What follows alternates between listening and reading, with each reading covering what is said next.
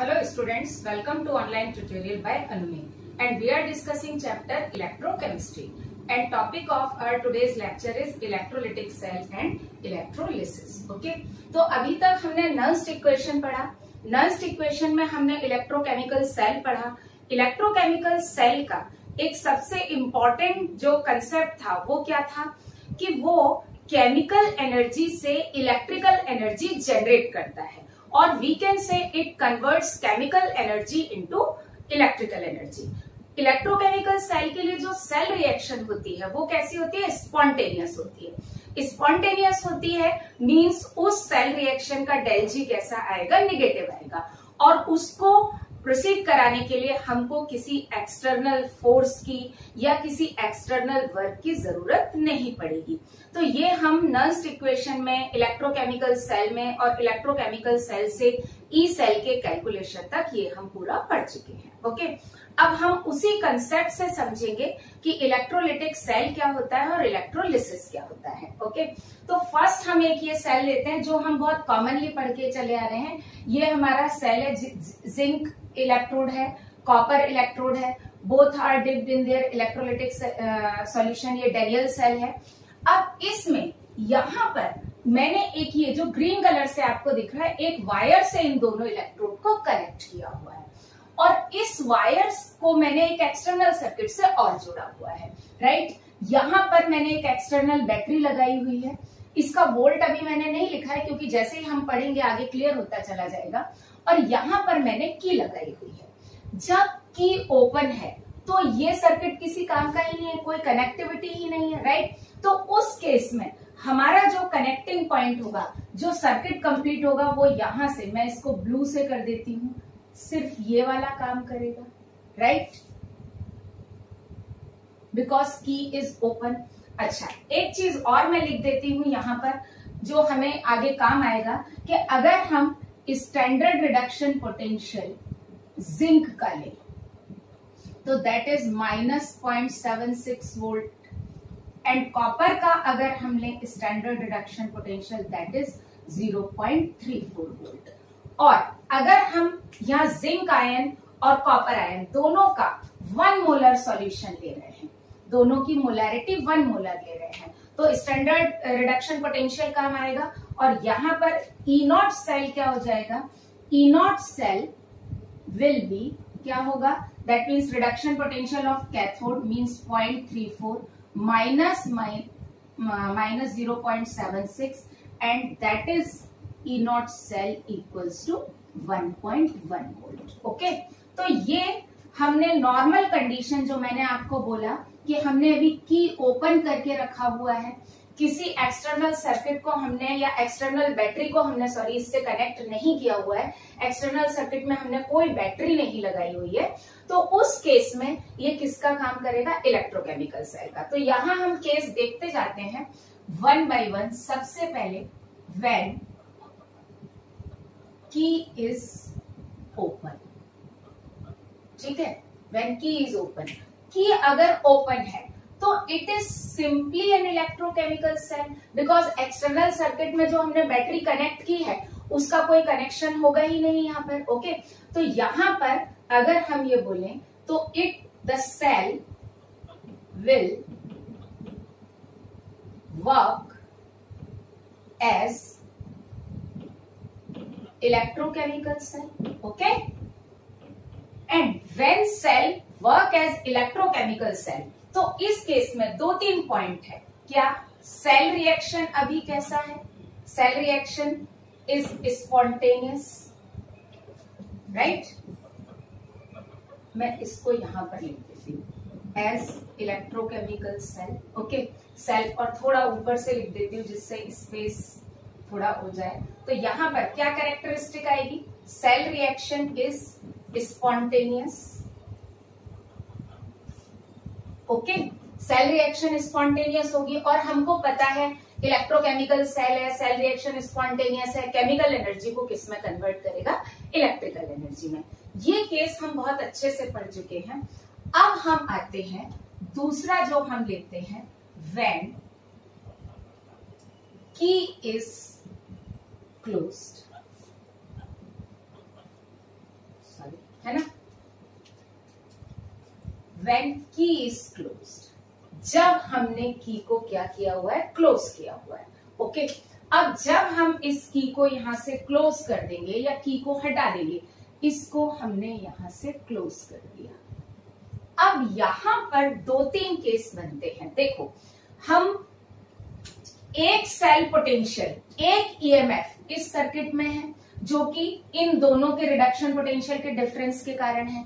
Okay, तो this cell potential is due to difference in reduction potential, और एक हमने एक्सटर्नल बैटरी लगा दी है। ओके, तो यहां पर अब हमको देखना है इसमें, इफ जो हमने ई एक्सटर्नल लगाया है it is less than 1.1 volt. 1.1 volt कौन सा, जो इस सेल के कारण यहां पर सेल पोटेंशियल डेवलप हो रहा है या ईएमएफ डेवलप हो रहा है, तो ये सेल का ईएमएफ कितना है, 1.1 वोल्ट। और जो एक्सटर्नल हम ईएमएफ अप्लाई कर रहे हैं, वोल्टेज सप्लाई कर रहे हैं, दैट इज 1.1 वोल्ट। अब इस केस में आप ऐसा समझो कि ये वीकर है, तो और ये वाला कैसा है, स्ट्रॉन्गर है, मतलब ये फोर्स ज्यादा है और ये फोर्स कम है। अगर ये फोर्स ज्यादा है तो सेल इसके अकॉर्डिंग ही वर्क करेगा, right. Again I am repeating, ये ईएमएफ ज्यादा है, this electromotive force is greater, means cell में जो ईएमएफ डेवलप हो रहा है वो अप्लाइड पोटेंशियल से या एक्सटर्नल पोटेंशियल से ज्यादा है, तो ये डोमिनेट करेगा। तो अगेन क्या होगा, cell will work as electrochemical cell. अब यहां पर क्या होगा, cell works as electrochemical cell, और जब इलेक्ट्रोकेमिकल सेल की तरह काम करेगा तो जिंक हमारा क्या हो जाएगा, एनोड, कॉपर हो जाएगा कैथोड, जिंक होगा नेगेटिव टर्मिनस और कॉपर होगा पॉजिटिव टर्मिनस, है ना। तो ये चीज हमको पता है, लेकिन हम समरी लिख देते हैं। जिंक इलेक्ट्रोड क्या हो गया, एनोड, मैं इन शॉर्ट लिखती जा रही हूं। कॉपर इलेक्ट्रोड क्या हो गया, कैथोड। ओके, और ये कैसा टर्मिनस हो जाएगा, नेगेटिव टर्मिनस हो जाएगा। इलेक्ट्रोकेमिकल सेल में एनोड नेगेटिव होता है, थोड़ा सा आगे बढ़ा के लिख देती हूँ, स्पेस मैनेजमेंट आज 2 बार गड़बड़ हो गया, दैट इज कैथोड, है ना। और ये हमारा सेल का कौन सा टर्मिनस हो जाएगा, ये पॉजिटिव टर्मिनस हो जाएगा। लेकिन ऑक्सीडेशन हमेशा एनोड पर होता है, तो ऑक्सीडेशन एनोड पर ही होगा। कैथोड पर हमेशा क्या होता है, रिडक्शन, तो रिडक्शन क्या होगा, कैथोड पर ही होगा। और जब ऑक्सीडेशन यहां होगा तो सेल रिएक्शन क्या होगी, zinc will oxidise to zinc ion by loss of 2 electron, copper will oxidize by loss of 2 electron. Sorry, copper will reduce. Copper ion will reduce by getting 2 electron. Okay, ये reduction हो गया, clear. और इस case में क्या होगा, cell किसकी तरह काम करेगा, इलेक्ट्रोकेमिकल सेल। सॉरी, मैंने ई लिख दिया, it is electrochemical cell. Okay, है ना। ये है जब एक्सटर्नल पोटेंशियल हमारा 1.1 वोल्ट से कैसा है, कम है। It is first case. अब इसमें हम आते हैं, सेकेंड पॉइंट लेते हैं। सपोज दैट हमने जो एक्सटर्नल पोटेंशियल अप्लाई किया है, E external is equals to 1.1 volt, means जितना सेल का ईएमएफ है हमने एक्सटर्नल पोटेंशियल भी उतना ही अप्लाई कर दिया। अब इस केस में क्या हो जाएगा कि नेट फ्लो ऑफ इलेक्ट्रॉन क्या हो जाएगा, 0 हो जाएगा। क्यों, क्योंकि अब हम यहां पर इसको समझते हैं। अगर ये इलेक्ट्रोकेमिकल सेल की तरह काम कर रहा है तो इलेक्ट्रॉन के फ्लो का डायरेक्शन ये होगा, और करंट किस डायरेक्शन में आएगी, इस डायरेक्शन में आएगी, जब ये इलेक्ट्रोकेमिकल सेल की तरह काम कर रहा है। ओके, अब जब हम इस पर एक्सटर्नल फोर्स लगाएंगे, एक्सटर्नल ईएमएफ अप्लाई करेंगे, तो डेफिनेटली ये डायरेक्शन क्या करेगा, चेंज करेगा। तो इस जब ये अप्लाई होगा तो इलेक्ट्रॉन का फ्लो इस डायरेक्शन में फोर्स करेगा, ये मैं भी रब कर दूंगी।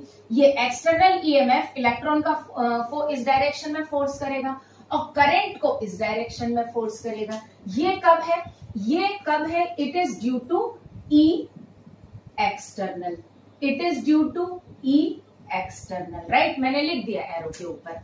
अब क्योंकि दोनों EMF of the cell and E external बराबर है, तो यहां पर हम क्या लिख सकते हैं इस केस में, net flow of electron is 0, net flow of electron is 0 means cell will not work, net EMF भी हमको क्या मिलेगा, 0 मिलेगा, ओके, और सेल वर्क नहीं करेगा।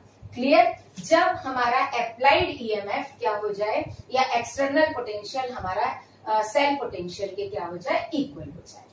अब हम आते हैं third case.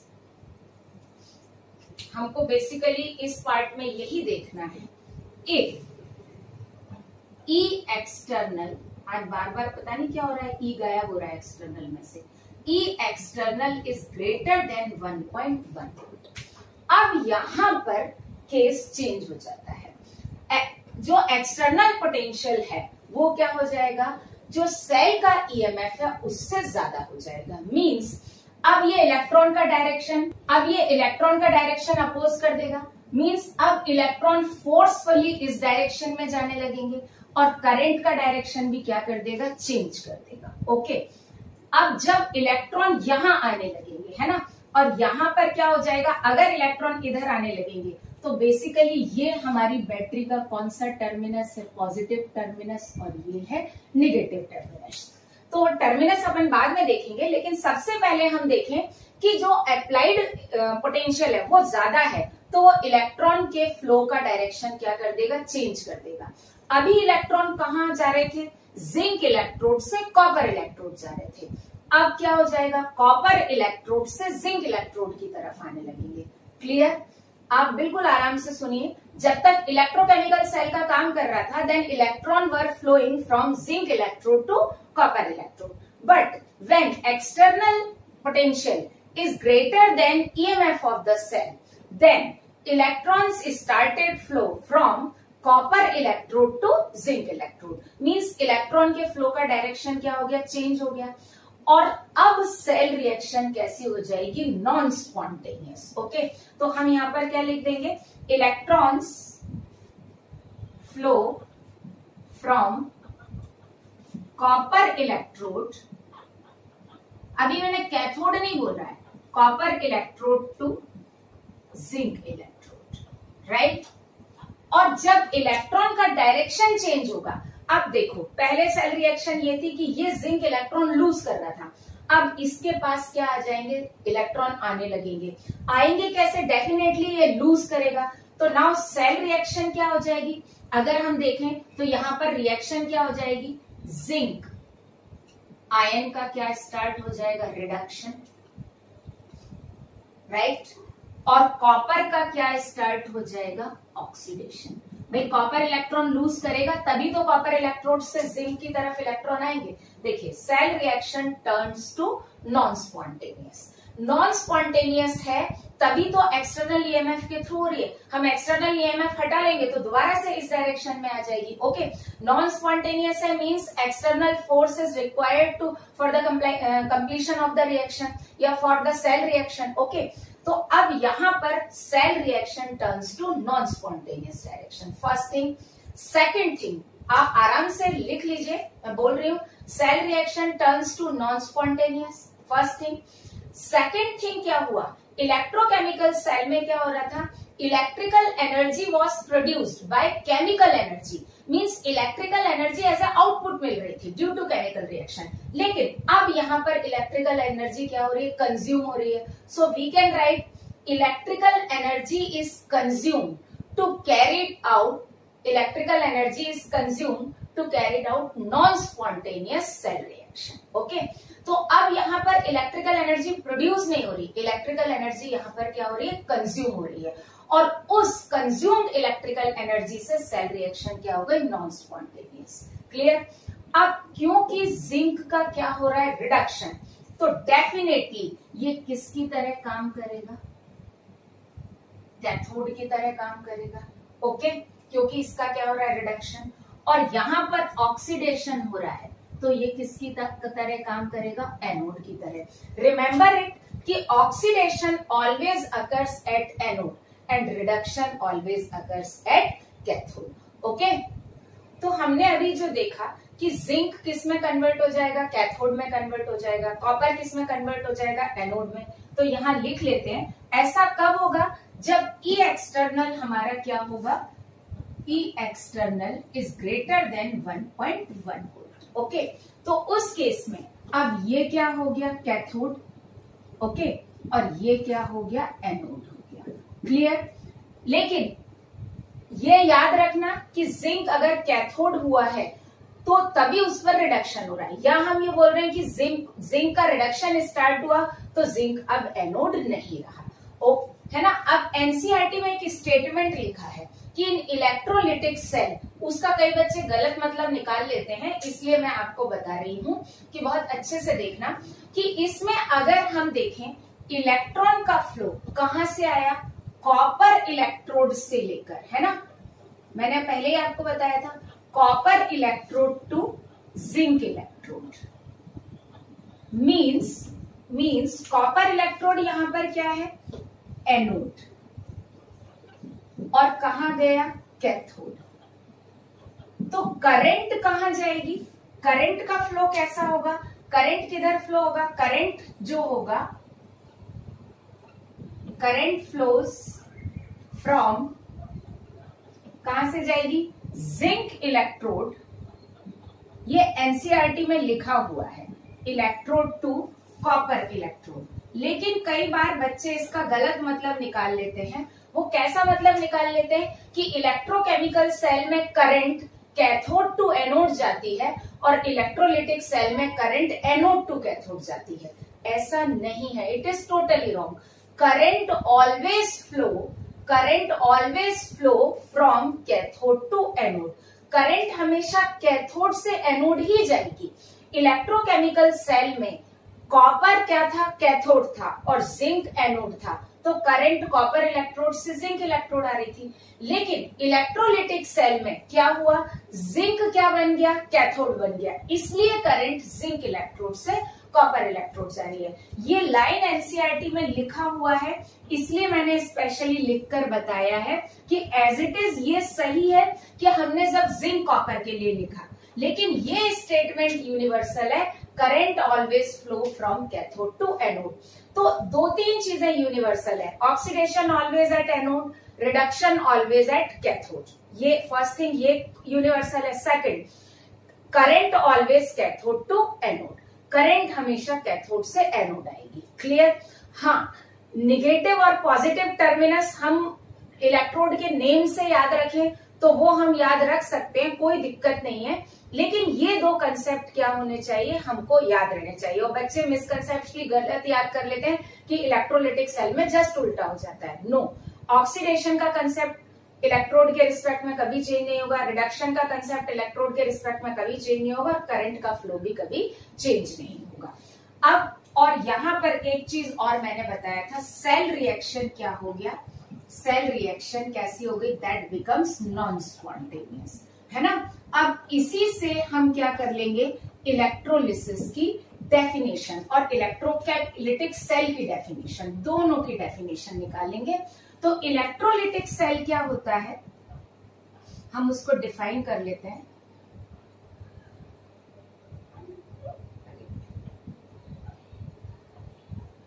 Electrolytic cell, okay, ये क्या होता है, the cell which consumes electrical energy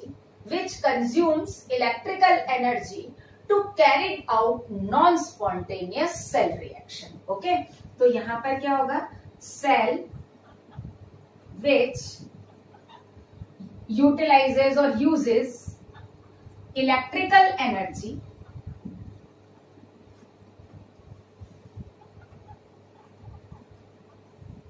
to carry out non-spontaneous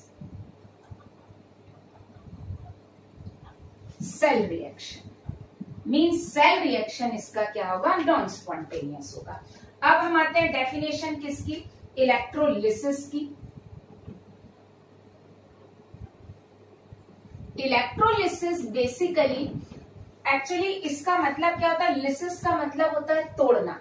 तो इलेक्ट्रोलिसिस का मतलब क्या होता है? Decomposition of an electrolyte by supplying electric current. Means किसी इलेक्ट्रोलाइट का डिकम्पोजिशन हम करें by supply of electric current. तो हम यहाँ पर क्या लिख सकते हैं? Decomposition of an electrolyte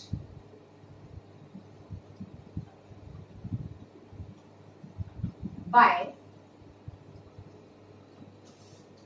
supply of electricity और करंट। मैं इन शॉर्ट करंट लिख दे रही हूं यहाँ पर।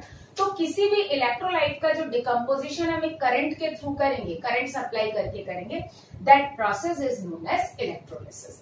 इंपॉर्टेंट थिंग जो हमको याद रखनी है, that cell reaction is non spontaneous. Okay, अब इलेक्ट्रोलाइट में बेसिकली आयंस होते हैं, है ना? तो इलेक्ट्रोलाइट क्या होता है जरा वो भी देख लें। It is made up of cation and anion.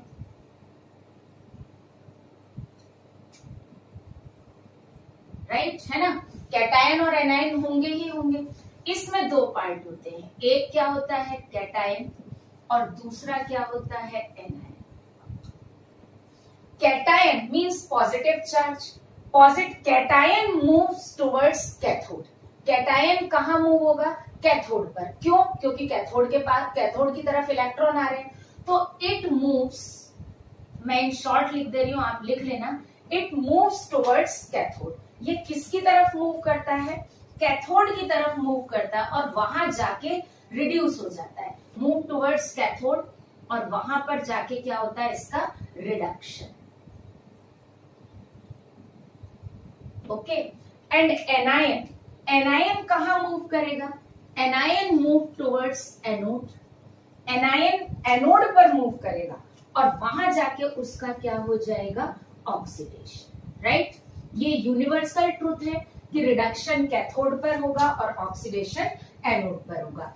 तो जब भी हम किसी इलेक्ट्रोलाइटिक सॉल्यूशन में या किसी इलेक्ट्रोलाइट में, इलेक्ट्रोलाइटिक सॉल्यूशन में, इलेक्ट्रोलाइट में करंट पास करते हैं, तो उस इलेक्ट्रोलाइट का कैटायन जो है वो कैथोड की तरफ मूव होगा for the reduction and anion will move towards anode for oxidation. Okay, now we will look at some examples of electrolysis. Okay, तो इलेक्ट्रोलिसिस को समझने से पहले हम इलेक्ट्रोलाइटिक सेल का कंस्ट्रक्शन देख लेते हैं। इलेक्ट्रोलाइटिक सेल बेसिकली एक ही टैंक में होता है, इसको हम बोलते हैं इलेक्ट्रोलाइटिक टैंक। जैसे इलेक्ट्रोकेमिकल सेल में टैंक अलग अलग होता था, मतलब जो एनोडिक हाफ सेल अलग कंपार्टमेंट में होता था, कैथोडिक हाफ सेल अलग कंपार्टमेंट में होता था। यहाँ पर क्योंकि इलेक्ट्रोलाइट एक ही है, एक ही इलेक्ट्रोलाइट है, उसी का कैटायन कैथोड की तरफ मूव करेगा और उसी का एनायन एनोड की तरफ मूव करेगा। That is why electrolyte is taken in the same container. तो हम यहाँ पर इलेक्ट्रोलाइटिक टैंक में जिस इलेक्ट्रोलाइट का हमको इलेक्ट्रोलिसिस करना रहता है उसका हम एक्वस सॉल्यूशन ले लेते हैं। यहाँ पर इसका हम यहाँ पर लेते हैं एक्वस सॉल्यूशन। ओके, और एनोड एंड कैथोड, बैटरी के पॉजिटिव टर्मिनस से हम एनोड को कनेक्ट करते हैं और निगेटिव टर्मिनस से हम कैथोड को कनेक्ट करते हैं। तो anode becomes positive terminus and cathode becomes negative terminus. Okay, अब सपोज दैट हमारा जो इलेक्ट्रोलाइट है वो AB है, it will ionize to give A positive and B negative.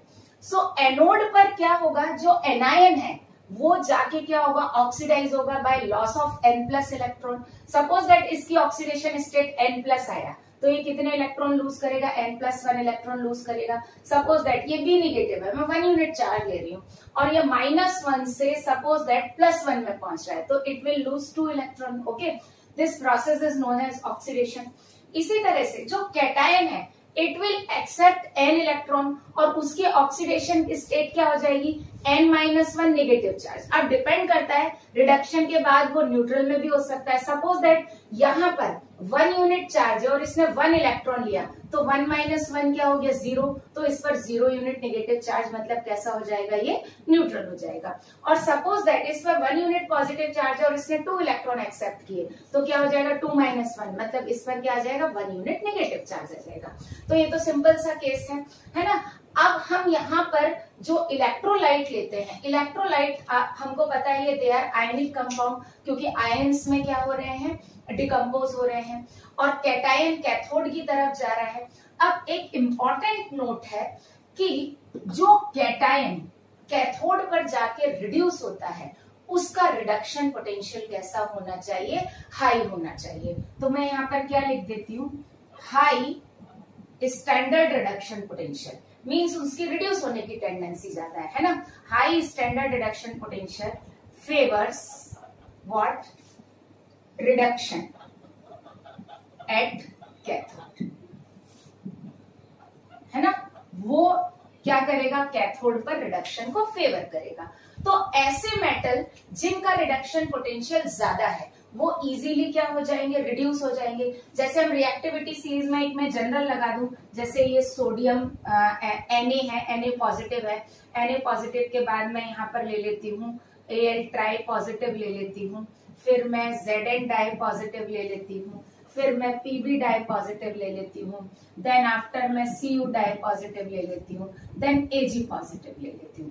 तो जब हम यहां से यहां मूव करेंगे तो यहां पर क्या होगा, E0 Rp क्या हो रहा है, स्टैंडर्ड रिडक्शन पोटेंशियल इंक्रीज हो रहा है। हमने इलेक्ट्रोकेमिकल सेल में पढ़ा था, है ना। स्टैंडर्ड रिडक्शन पोटेंशियल इंक्रीज हो रहा है, means tendency of reduction also increases. तो हम यहाँ पर क्या लिख लेंगे, यहाँ पर टेंडेंसी ऑफ रिडक्शन क्या हो जाएगा, इंक्रीजेस।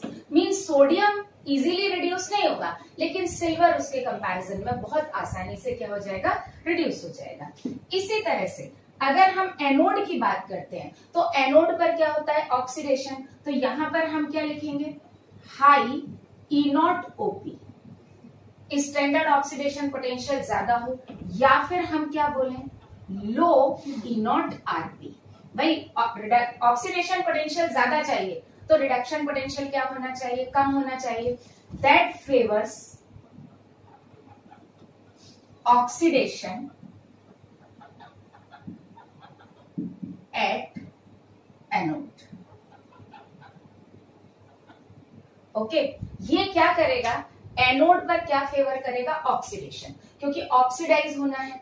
क्लियर। तो जिस भी आयन का ऑक्सीडेशन पोटेंशियल क्या होगा, ज्यादा होगा, या जिसका रिडक्शन पोटेंशियल क्या होगा, कम होगा, वो क्या होगा, आसानी से क्या हो जाएगा, ऑक्सीडाइज हो जाएगा। ओके, तो अगर हम देखें तो फ्लोरीन का oxidation potential reduction potential higher है, तो F नेगेटिव इजीली ऑक्सीडाइज नहीं होता। ओके, अभी हम जब एग्जांपल करेंगे डिफरेंट इलेक्ट्रोलाइटिक सॉल्यूशन के, तो हम यहाँ पर उस एग्जांपल से कंपेयर कर लेंगे इसको। लेकिन एक चीज है, कुछ एनायंस ऐसे हैं जो कि ऑक्सीडाइज नहीं होते, है ना। तो सम एनायंस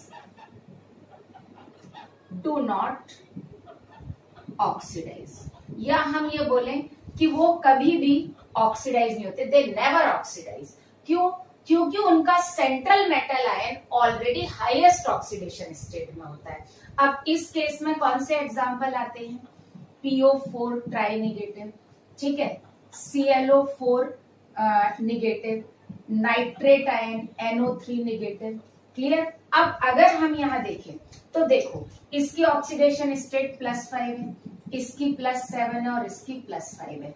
इन सब में वैलेंस शेल के इलेक्ट्रॉन निकल गए, central atom is at its highest oxidation state, right, highest oxidation state है। अब इसके पास लूज करने के लिए इलेक्ट्रॉन नहीं है, तो ये आयन ऑक्सीडाइज नहीं होंगे। कई बच्चों के मन में डाउट आ रहा होगा कि मैडम यहाँ ऑक्सीजन की ऑक्सीडेशन स्टेट -2 है, तो ऑक्सीजन ऑक्सीडाइज हो जाए। बहुत अच्छा क्वेश्चन है, बिकॉज ऑक्सीजन की इलेक्ट्रोनिगेटिविटी फास्फोरस के कंपैरिजन में ज्यादा है। So when it is bonded with phosphorus, तो ऑक्सीजन ऑक्सीडाइज आसानी से नहीं होगा। सिर्फ एक स्पेशल केस है जिसमें ऑक्सीजन क्या होता है, ऑक्सीडाइज हो जाता है। तो ये हम देख लेते हैं, जैसे SO4 डाइनेगेटिव, इसमें सल्फर की ऑक्सीडेशन स्टेट +6 है। तो अकॉर्डिंग टू द रूल यहाँ पर सल्फेट को भी ऑक्सीडाइज नहीं होना चाहिए, लेकिन सल्फेट ऑक्सीडाइज हो जाता है and it converts to S2O8 dinegative by loss of 2 electron. अब क्वेश्चन ये आता है, ये कैसे ऑक्सीडाइज हुआ? एक्चुअली इसमें सल्फर नहीं ऑक्सीडाइज हुआ, इसमें ऑक्सीडेशन किसका हुआ, ऑक्सीजन का। देख लेते हैं, हमने केमिकल बॉन्डिंग में पढ़ा था सल्फर का स्ट्रक्चर कैसा है, SO4 डाइनेगेटिव, राइट। ऑक्सीजन का सल्फर का ऑक्सीडेशन स्टेट यहाँ पर क्या है, +6, इसका -2 -2 -2 और -2। अब ये ऑक्सीडाइज हुआ और ऑक्सीडाइज होने के बाद इसने बनाया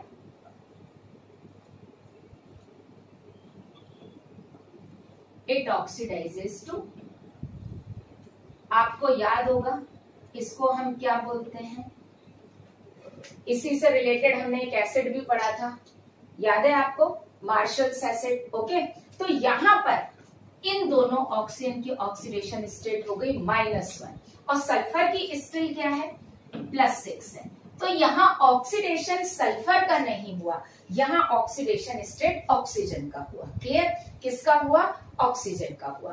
तो इन एनायंस में भी ऑक्सीजन अगर परऑक्साइड लिंकेज बना पाता है तो ऑक्सीजन क्या हो जाएगा, ऑक्सीडाइज हो जाएगा, -2 से -1 पर आ जाएगा। लेकिन अगर सल्फर परऑक्साइड लिंकेज नहीं बना पाता तो उस केस में ऑक्सीजन ऑक्सीडाइज नहीं होगा। ओके, तो sulphate oxidizes and oxide oxidize to peroxide linkage by loss of 2 electron. Okay, तो ये अब हमको याद रखना है। अब हम 1 by 1 एग्जाम्पल देखते हैं इलेक्ट्रोलिसिस के।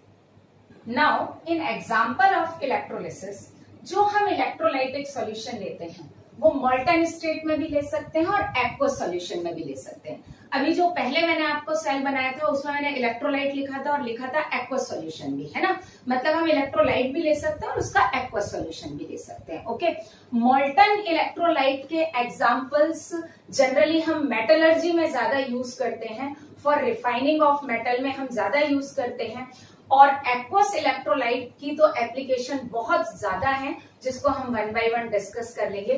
तो ये स्पेशली जो मोल्टन इलेक्ट्रोलाइट यूज करते हैं वो हम मेटलर्जी में प्यूरिफिकेशन ऑफ मेटल में यूज करते हैं। अब जैसे इसका नाम है मोल्टन इलेक्ट्रोलाइट, पहले हम ये देख लेते हैं। मोल्टन इलेक्ट्रोलाइट मतलब इसमें हम कोई भी सॉल्वेंट यूज नहीं करेंगे।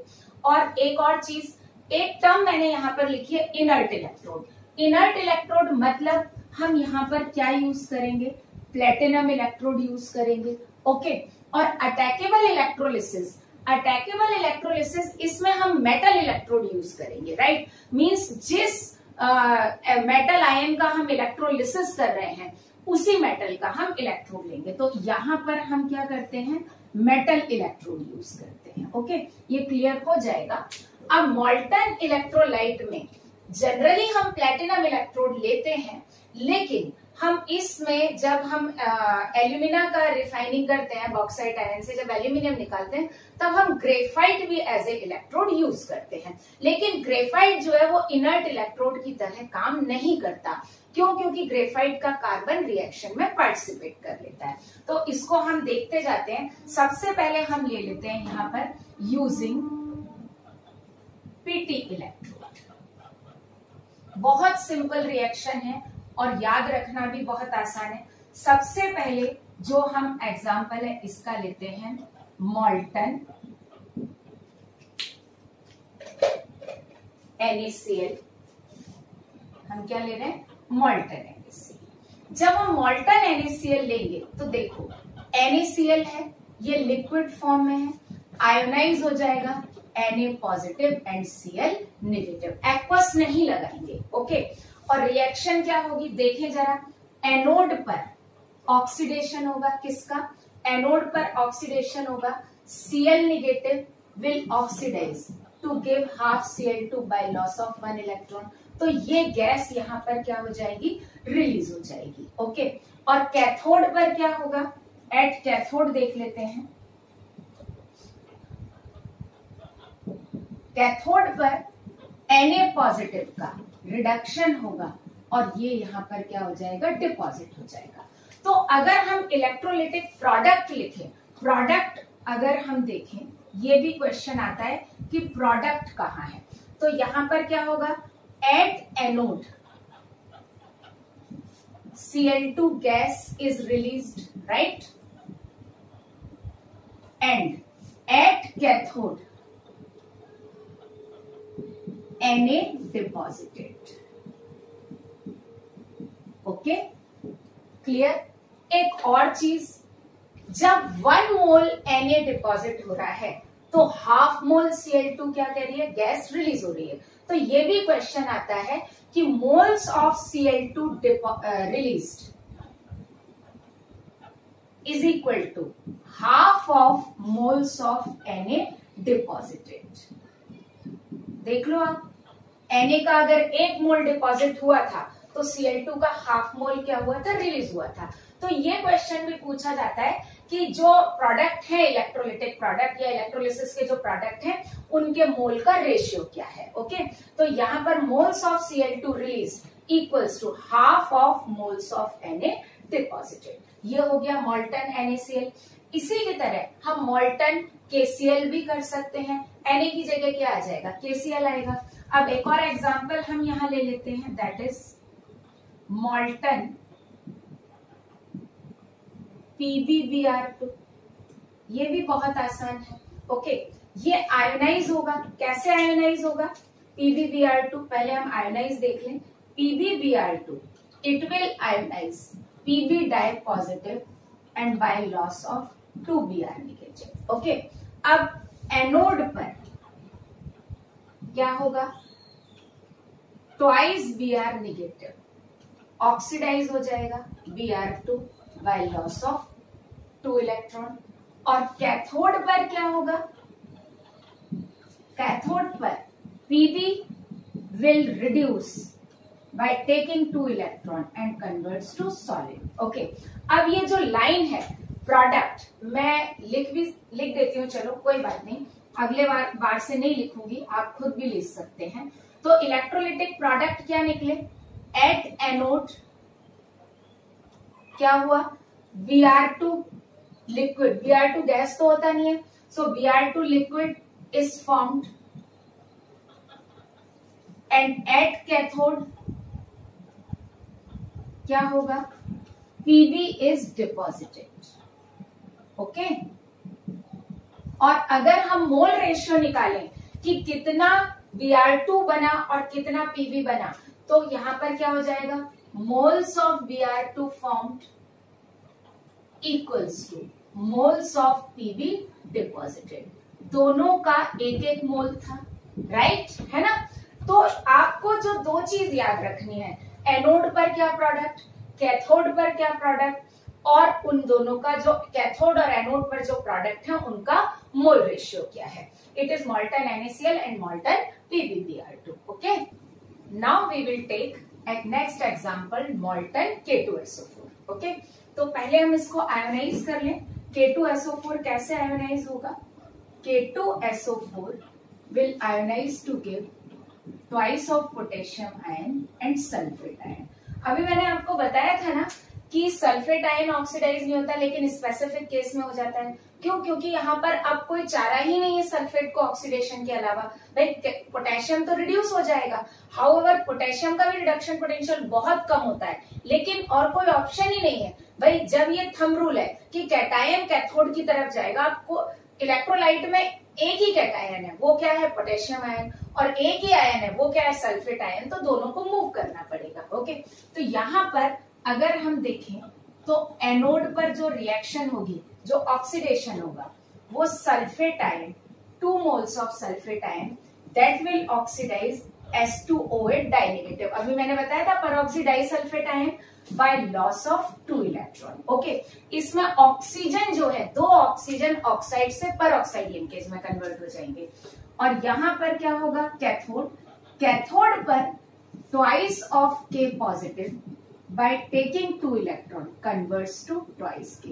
तो पोटेशियम डिपॉजिटेड हो जाएगा। अब मैं वो लाइन नहीं लिख रही हूं, आप लिख सकते हैं एट एनोड क्या बनेगा, peroxo disulphate ion is formed while at cathode potassium is deposited. और अगर हम मोल रेशियो देखें तो यहां पर क्या हो जाएगा, moles of potassium deposited equals to 2 into moles of peroxo disulphate ion form. मतलब इसके जितने आयन फॉर्म बनेंगे तो उसके डबल मोल्स किसके बनेंगे, पोटेशियम के डिपॉजिट होंगे। ओके, इसी तरह से हम एक और एग्जांपल ले सकते हैं। ये स्पेसिफिक एग्जांपल है बेसिकली, जो मैंने आपको बताया था एल्यूमिनियम के उसमें आया था, मोल्टन एल्यूमिना लेंगे हम, मोल्टन Al2O3, और इसमें हम यूज करेंगे बेसिकली ग्रेफाइट इलेक्ट्रोड। तो we will use here using graphite electrode, और जिसको हम क्या बोलते हैं, कार्बन इलेक्ट्रोड भी बोलते हैं। मैं बोल रही हूं ग्रेफाइट, लिख नहीं रही हूं, तो आप लिख लेना इसको यूजिंग कार्बन इलेक्ट्रोड और यूजिंग ग्रेफाइट इलेक्ट्रोड। ओके, अब रिएक्ट, सबसे पहले हम इसका आयोनाइजेशन देख लें। तो Al2O3 आयोनाइज होगा, it will give twice of Al dry positive and 3 moles of oxide ion, right. Means हमको 3 मोल्स ऑफ ऑक्साइड आयन मिलेंगे and 2 moles of aluminium ion मिलेंगे। इसमें हम पहले रिएक्शन लिख लेते हैं कैथोड पर। ओके, तो कैथोड पर क्या होगा, एट कैथोड, वैसे अभी तक मैं पहले एनोड पर लिखती हूँ, चलो पहले एनोड ही लिख लेते हैं, कोई दिक्कत नहीं है, क्योंकि एनोड से इलेक्ट्रॉन लूज होगा तभी तो वो कैथोड पर जाएगा। ये ऑक्साइड आयन एनोड पर मूव करेगा, राइट। और एनोड जो मैं यहां पर सिंपली बता देती हूं, एनोड है ग्रेफाइट रॉड, क्या है, ग्रेफाइट है। और जब ऑक्साइड आयन इस पर अटैक करेगा तो ये कार्बन को भी क्या कर सकता है, ऑक्सीडाइज कर सकता है, तो कर ही देता है। कर क्या सकता है, यहां पर रिएक्शन क्या होती है, यहां पर हम कार्बन लेते हैं प्लस ये ऑक्साइड आयन, हम ऐसा का ऐसा ही इसको लेके जाएंगे, यहां हम लेंगे 2 moles of carbon and it converts CO plus CO2 by loss of 6 electron. Means oxide ion carbon पर अटैक करता है, यहाँ कार्बन की ऑक्सीडेशन स्टेट 0 है, यहाँ पर क्या पहुंच गई +2 और यहाँ पर हो गई +4, राइट। ओके, तो यहाँ पर इसने कार्बन को क्या कर दिया, ऑक्सीडाइज कर दिया। ये एनोड पर रिएक्शन हो गई। अब हम देखें कैथोड पर क्या होगा। कैथोड पर एज यूजुअल एल्यूमिनियम का रिडक्शन होगा, तो 6 इलेक्ट्रॉन है तो 6 इलेक्ट्रॉन के लिए हम 2 एल्यूमिनियम आयन लेंगे, 2 मोल्स लेंगे, सॉरी 6 मोल इलेक्ट्रॉन के लिए, तो 2 moles of aluminium ion get reduced to give 2 moles of aluminium deposited. Okay, तो यहाँ पर एट एनोड, ये इनर्ट इलेक्ट्रोड नहीं है, यहाँ पर इलेक्ट्रोड ने रिएक्शन में पार्टिसिपेट किया, so at anode CO and CO2 are formed. ये दोनों क्या होंगी, रिलीज होंगी, CO भी रिलीज होगा और CO2 भी रिलीज होगा। And at cathode aluminium is deposited. At cathode क्या होगा, एल्यूमिनियम डिपॉजिट होगा। और अगर हम मोल रेशियो देखें तो moles of CO formed equals two moles of CO2 formed, दोनों के मोल्स बराबर हैं, और एल्यूमिनियम के मोल्स इन दोनों के मोल्स से कैसे हैं, डबल हैं। तो यहां पर मैं एक लाइन में ही लिख देती हूं, यहां पर, या मैं एल्यूमिनियम के मोल्स इससे हाफ कर देती हूं, यहां पर क्या हो जाएगा, मोल्स ऑफ एल्यूमिनियम क्या आ जाएंगे, मोल्स ऑफ एल्यूमिनियम, यहां मैं इंटू 2 कर देती हूँ, राइट, है ना। तो एल्यूमिनियम के मोल्स CO के मोल्स या CO2 के मोल्स, दोनों के मोल्स से जस्ट क्या होंगे, डबल होंगे। Okay, clear. और इसमें कितने इलेक्ट्रॉन इन्वॉल्व हुए, इसके लिए जो इलेक्ट्रॉन हुए that is 6 moles of electron यहाँ पर क्या हुए, यूज हुए। तो अभी हम फैराडेज लॉ भी पढ़ेंगे, तो तब हम इस पर बेस्ड न्यूमेरिकल्स भी करेंगे। So these were some examples of electrolysis of molten electrolyte. Now we will look at electrolysis of aqueous electrolyte. Means अब हम electrolyte का aqueous solution लेंगे और इसमें हम फर्स्ट केस ले रहे हैं यूजिंग प्लेटिनम इलेक्ट्रोड। ओके, अब क्योंकि हम एक्वस इलेक्ट्रोलाइट ले रहे हैं तो यहाँ पर वाटर भी प्रेजेंट होगा, तो इसको स्टार्ट करने से पहले हम जरा वाटर का भी देख लेते हैं। तो यहाँ पर हम स्टार्ट करेंगे सबसे पहले जो हमको देखना है that is electrolysis of H2, right, है ना। हम H2O का इलेक्ट्रोलिसिस देखेंगे, क्यों? क्योंकि ये इलेक्ट्रोलाइट के आयंस के साथ कॉम्पीट करेगा। तो इसको हम वन बाय वन देखते जाते हैं। वाटर का अगर ऑक्सीडेशन होता है, मतलब वो कहां पर होगा? एनोड पर होगा। तो वाटर अगर ऑक्सीडाइज होता है तो that is twice H2, it converts to O2 plus 4H plus by loss of 4 electron. और इस केस में जो इसका स्टैंडर्ड ऑक्सीडेशन पोटेंशियल है दैट इज -1.23 वोल्ट, या अगर हम स्टैंडर्ड रिडक्शन पोटेंशियल देखेंगे वो कितना हो जाएगा? 1.23 वोल्ट। तो मैं ऑक्सीडेशन पोटेंशियल लिख रही हूं और आप SRP भी लिख सकते हैं, सॉरी रिडक्शन पोटेंशियल है RP, दैट इज 1.23 वोल्ट, इतना भी लिख सकते हैं। ये रिएक्शन होगी एट एनोड। अब हम आते हैं एट कैथोड। कैथोड पर वाटर का क्या होगा? रिडक्शन।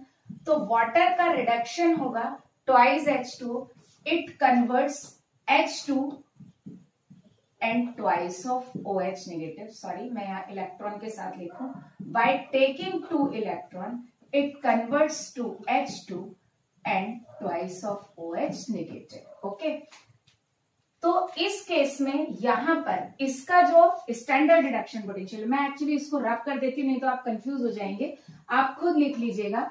इतना आपको पता है कि स्टैंडर्ड ऑक्सीडेशन पोटेंशियल अगर -1.23 वोल्ट है तो रिडक्शन पोटेंशियल 1.23 वोल्ट होगा। मुझे इसके रिडक्शन पोटेंशियल की वैल्यू लिखनी है तो आप कंफ्यूज हो जाएंगे। अब इस केस में ये जो रिएक्शन है ये रिडक्शन की है, तो इसका रिडक्शन पोटेंशियल है -0.83 वोल्ट। ओके, क्वेश्चन ये आता है कि जनरली हम ये जानते हैं कि अगर एलिमेंट सेम हो तो SRP और SOP की वैल्यू सेम होती है और साइन अपोजिट होता है। ये मैं आपको पहले भी बता चुकी हूं कि वाटर के केस में एलिमेंट सेम नहीं है। यहाँ इसका ऑक्सीडेशन स्टेट +1 है और यह 0 है, तो रिडक्शन H प्लस का हो रहा है, लेकिन ऑक्सीडेशन किसका हो रहा है? ऑक्सीजन का हो रहा है। Since element is not same, that is Y water का रिडक्शन पोटेंशियल और ऑक्सीडेशन पोटेंशियल दोनों की वैल्यू क्या है? अलग अलग है। ओके, अब हम सबसे पहला एग्जाम्पल लेते हैं इलेक्ट्रोलिसिस ऑफ वाटर में ही, कि अगर हम क्या करें, एक कंटेनर लें, मैं रफ एक डायग्राम बना देती हूँ। एक कंटेनर लें और उसमें वाटर ले लें, और वाटर में यहां पर हम कनेक्ट कर दें एनोड, और यहां पर ले लें, मतलब प्लेटिनम वायर ले लें, सॉरी यहां पर हम क्या ले लेते हैं, एक हम एनोड बना देते हैं प्लेटिनम इलेक्ट्रोड लेके, यहाँ चैम्बर में से जो भी गैस आउट प्रोडक्ट होगा वो निकलेगा, और यहां हम दोबारा से प्लेटिनम इलेक्ट्रोड ले लेते हैं, और यहां जो भी गैस प्रोडक्ट होगा वो बाहर निकलेगा, और यहां पर हम क्या कर देते हैं? बैटरी कनेक्ट कर देते हैं। एक रफ सा डायग्राम है, और इसके बीच में हम भर देते हैं वाटर को। जब हम बैटरी से यहाँ पर क्या करेंगे, इलेक्ट्रिसिटी सप्लाई करेंगे, तो देखते हैं क्या होना चाहिए। एनोड पर वाटर का ऑक्सीडेशन होगा तो O2 निकलेगा, है ना, और कैथोड पर वाटर का रिडक्शन होगा तो क्या होगा? H2 निकलेगा। तो यहां से ये कैथोड है, यहां से H2 निकलेगा, और यहाँ एनोड है तो यहाँ पर क्या निकलेगा? O2 निकलेगा। अभी हम वन बाय वन सारी चीजें करेंगे। Water is bad conductor of electricity, right. Water कैसा है? बैड कंडक्टर है। H2O is bad conductor. तो अब अगर ये बैड कंडक्टर है तो पूरा खेल यहाँ कंडक्टिविटी का है। That is why to increase its conductivity हम यहाँ पर क्या करते हैं, therefore H2O is acidified with H2SO4 with dilute H2SO4. I should write dilute H2SO4 to increase its conductivity, to increase conductivity. Okay, space कम पड़ गया, मैं दोबारा यहां से लिख देती हूं। तो H2O is acidified with dilute H2SO4 to increase conductivity, right. तो कंडक्टिविटी बढ़ाने के लिए हम इसमें क्या करते हैं, डाइल्यूट H2SO4 डाल देते हैं। उससे इलेक्ट्रोलिसिस का प्रोसेस कैसा हो जाता है, फास्ट हो जाता है। अब जब हम इसको एसिडिफाइड कर देंगे यहां पर डाइल्यूट H2SO4 से, अब यहां पर सॉल्यूशन में हमारे पास कौन कौन से आयन आ गए, H2SO4 आया तो डेफिनेटली H+ भी आएगा और साथ में सल्फेट आयन भी आएगा। ओके, वाटर है ही हमारे पास, वाटर थोड़ा बहुत तो आयोनाइज होगा ही, तो वाटर भी आयोनाइज होके H+ और साथ में क्या देगा, OH नेगेटिव भी देगा। हम आयनिक इक्विलिब्रियम में पढ़ चुके हैं, ये OH हमको सिर्फ किससे मिलेगा, फ्रॉम H2O ओनली। मैं यहां पर लिख दे रही हूं क्योंकि एसिडिक सॉल्यूशन में OH किससे मिलता है, H2O से मिलता है। और ये H+ क्योंकि हमने डाइल्यूट H2SO4 डाला है, बहुत कम अमाउंट में डाला है, तो ये H+ वाटर से भी मिलेगा और H2SO4 से भी मिलेगा। एक और चीज, अब यहां पर क्योंकि हमने एसिड डाल दिया, H+ डाल दिया, तो due to common ion effect ये H+ क्या हो गया, कॉमन आयन हो गया। मैं यहां पर लिख दे रही हूं, ये H2SO4 में भी है, वाटर में भी है, तो due to common ion effect water का आयोनाइजेशन और ज्यादा सप्रेस हो गया। तो जो वाटर पहले आयोनाइज होकर हमको H+ एंड OH दे रहा था, तो ये आयोनाइजेशन बैकवर्ड डायरेक्शन में आ जाएगा। तो इसका कंसंट्रेशन अगर हम देखेंगे तो इसका कंसंट्रेशन क्या और हो जाएगा, और कम हो जाएगा। तो हम क्या बोलते हैं कि सॉल्यूशन में ये किस में होगा, it will be in negligible amount. ये किस में होगा, नेग्लिजिबल अमाउंट में। अब हमारे पास बचा क्या है, H+ सल्फेट एंड वाटर। अब ये फाइट करेंगे कैथोड और एनोड पे जाने के लिए। तो सबसे पहले हम देखते हैं एट एनोड, राइट। हम देखते हैं एट एनोड। एनोड पर ऑक्सीडेशन होगा, इन तीनों में से H+ का ऑक्सीडेशन हो नहीं सकता, सल्फेट का होगा या वाटर का होगा। और मैं सल्फेट का आपको बता चुकी हूं कि सल्फेट का ऑक्सीडेशन बहुत डिफिकल्ट है, राइट, बिकॉज सल्फर ऑलरेडी क्या है, +6 ऑक्सीडेशन स्टेट में। लेकिन फिर भी मैं लिख लेती हूँ रिएक्शन यहां पर। तो फर्स्ट हमारी जो पॉसिबिलिटी है SO4 डाई नेगेटिव, इसके 2 मोल्स ब्लू से लिखती हूं,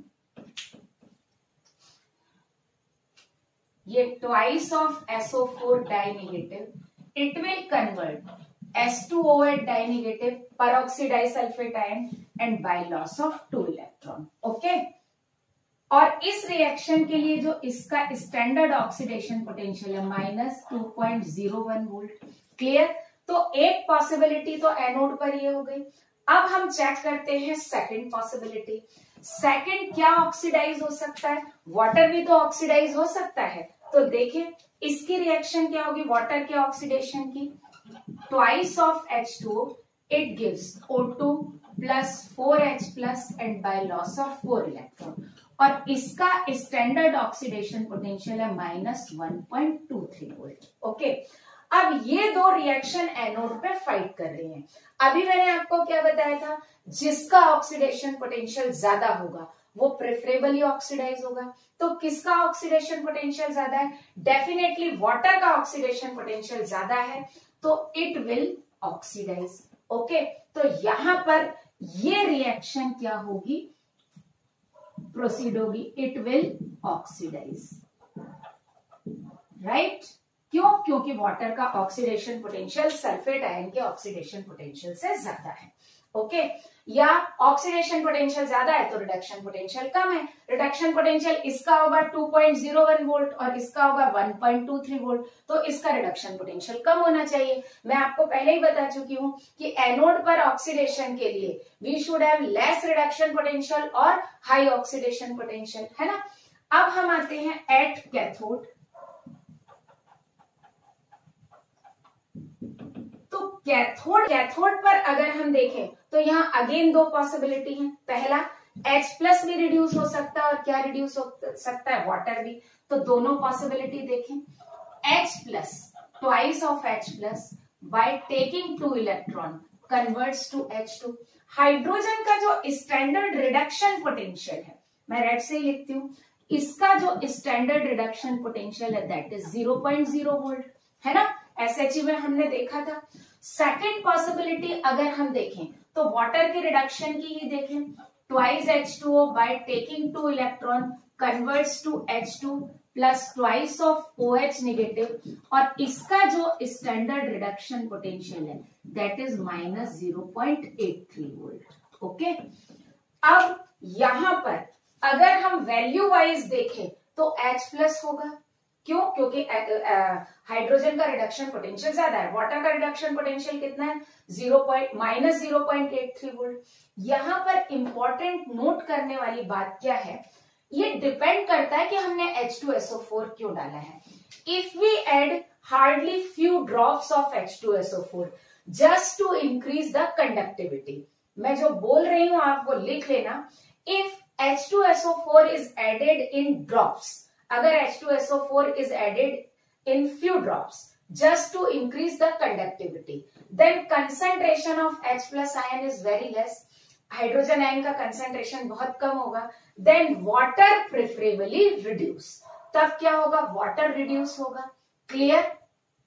और सपोज दैट थोड़ा सा अमाउंट हमने एक दो ड्रॉप, फ्यू ड्रॉप से थोड़ा सा डाइल्यूट H2SO4 डाला, तो ये दोनों रिएक्शन होगी।